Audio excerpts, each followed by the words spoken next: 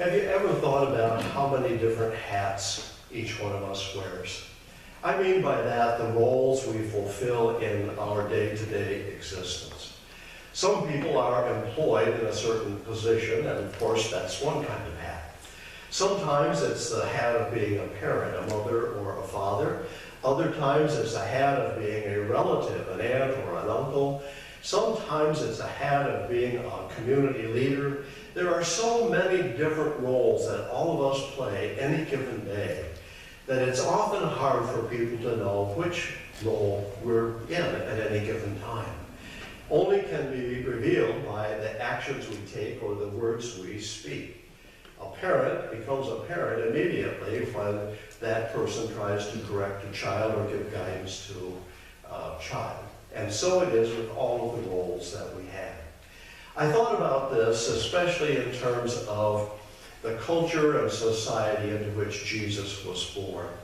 You know, there are several different kinds of religious groups in the day in which Jesus came into the world, but that's no different than it is today. We have a plethora, a great expanse of religious traditions all across the face of this globe. And in Jesus' day, I suspect he was trying to find a way to interface with those of his own culture and his own time.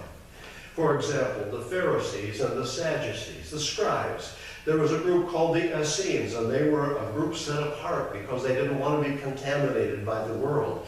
And how is it that the message of the gospel, the good news that Jesus Christ brought into the world, was going to impact and touch all of those various traditions of his day? Isn't it amazing that the good news of Jesus Christ has a universal appeal? When you stop to think about what role Jesus plays and who he is, and begin to look at his teachings and the way that he treated people, somewhere deep within every one of us there is a part of us that says, yes, this is the way it ought to be. This is the way the world should be working today. And yet the reality of what's out there is significantly different. Because we see a world where people are hungry for wealth and hungry for position and power, hungry for a whole variety of things that have very little to do with the good news of Jesus Christ. Think about it. Tradition has it that for only 3 years, Jesus conducted a public ministry. If something in the heart of people had not responded to that ministry, how could it have had the impact it had, not only in his day, but in every single generation? There is something that resonates with us when we think about the things that Jesus taught and said, the way in which he encouraged us to be in relationship with each other, the way in which he encouraged us to be in the world but not of the world. Even the Apostle Paul understood this. Paul, who was a Pharisee of the Pharisees, so engrossed in the law that he knew it frontwards and backwards and could apply it to any situation.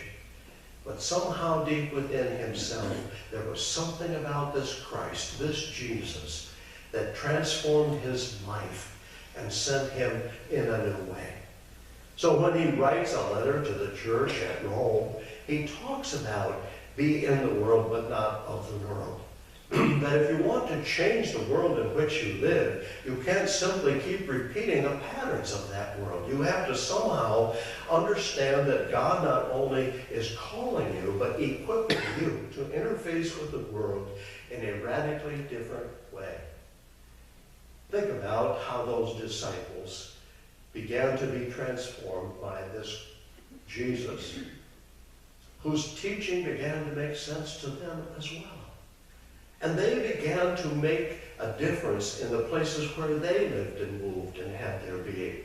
Wherever they were there because something had happened that changed their lives forever. God's purpose in Jesus Christ is to change the life of every person who will receive the good news. And that life then becomes an expression of what God is trying to do in Jesus Christ.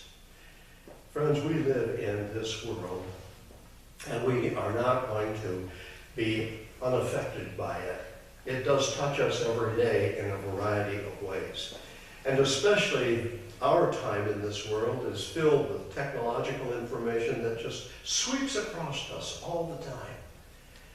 How do we make decisions and judgments about what is right and good and helpful and life-giving and encouraging to not just one another, but to the world around us?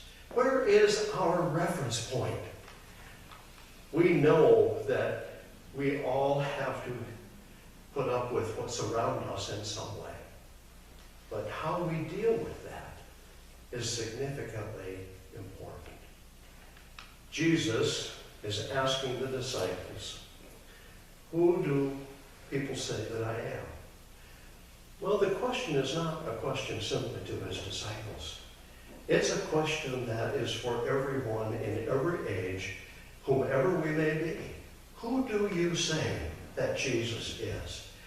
Is he simply a nice guy that walked around helping people? Is he simply someone who tried to teach people about a better way of life? Who is this Jesus to you and to me? Is he just a prophet? Somebody who could see into the future about how things were going to unfold in this creation? Who is this Jesus? The disciples were asked this question because they needed to answer it personally. It wasn't a matter of taking someone else's word for it. Oh, so-and-so said you're one of the prophets. Or somebody said you're John the Baptist who is coming back. Someone said you're Micah. No. Jesus said, who do you say that I am? It's not a matter of public opinion anymore. It's a matter of your own faith response, my own faith response. And who is this Jesus? Well, I have shared with you something of my own spiritual journey from time to time.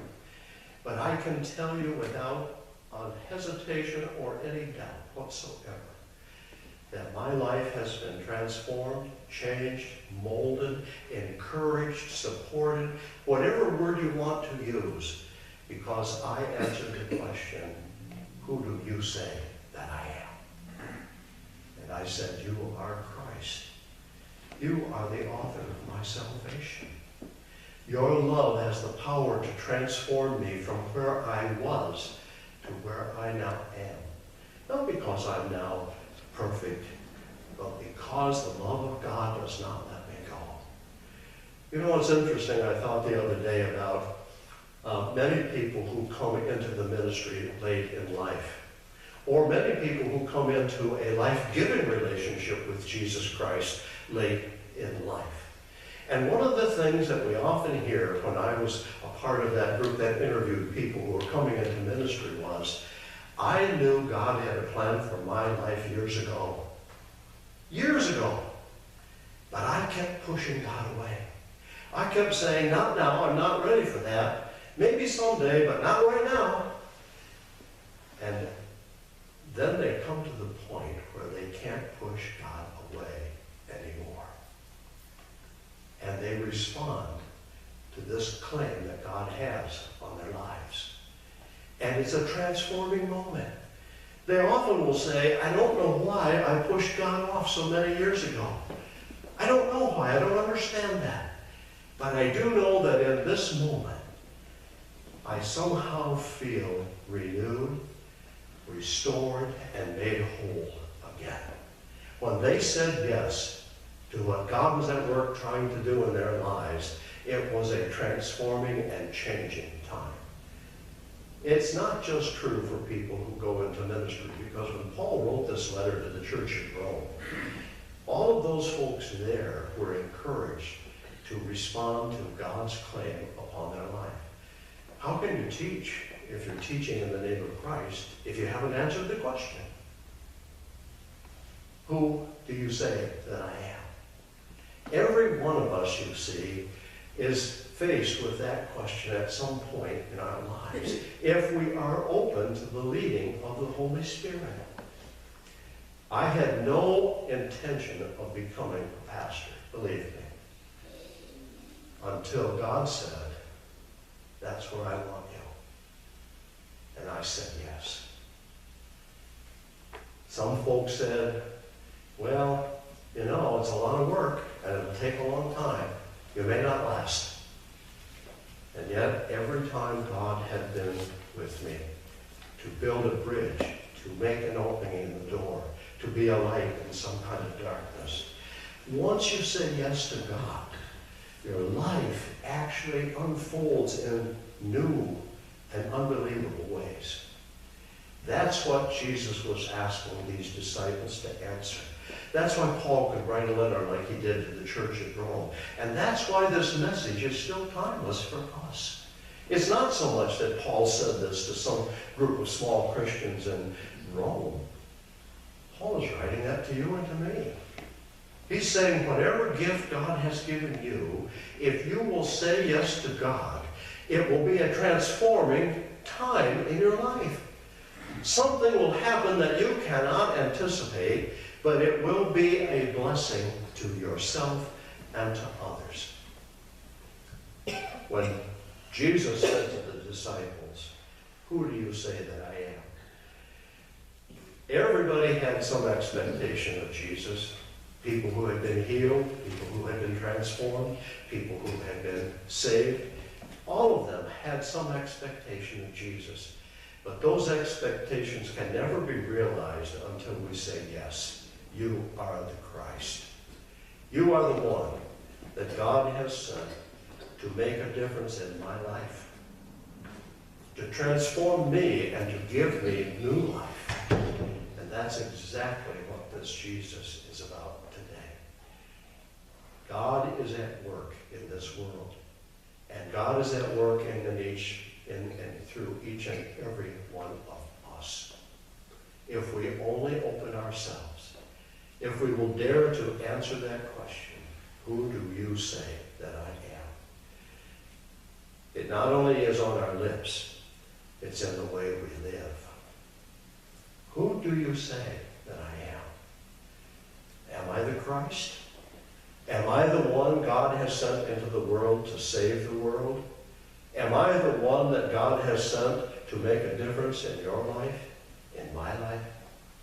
If we can say yes to that, we go into this world as new beings, created in the image and love of God. And the world will be the better for it. So who do you say that Jesus is? Is he the Christ? Is he the one who saves not just your soul, but transforms your daily life? Those disciples, when they made that confession of faith, went into the world as totally different persons. And that's how we, as a people of faith, go into the world. Made new, created in the image of God, finding in ourselves the capacity to make a difference wherever God sends us and whatever hat we might be wearing. It doesn't matter what role you're playing, friends, and you all play many different roles in this world. But in every one of those, if you say yes to Christ, every one of those will bear some kind of fruit for the betterment of your brothers and sisters and for the world itself. May that be true for us. And when Jesus says, "Who do you say that I am?" Who do you say that I am? Am I the Christ? Am I the one sent by God to transform the world and to change your life as God has changed mine? Let us pray.